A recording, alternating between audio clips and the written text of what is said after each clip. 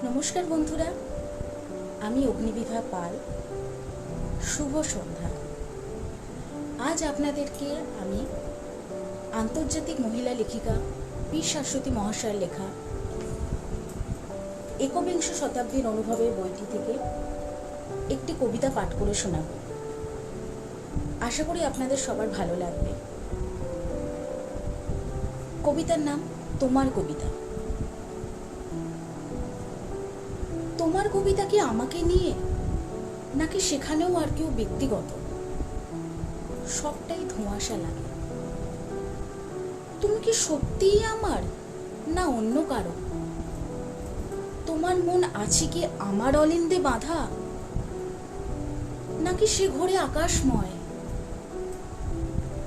আমাকে তো রেখেছ বেঁধে শ্বাসে, এক মুহূর্ত দাও না হতে লয়।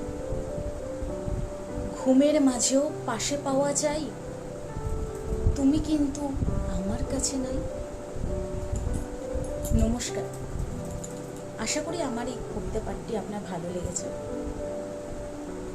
যদি কিছু ভুল ত্রুটি হয়ে থাকে অবশ্যই কমেন্ট করে জানাবেন। আর আমার চ্যানেলটিকে লাইক, কমেন্ট, শেয়ার করতে কিন্তু ভুলবেন না।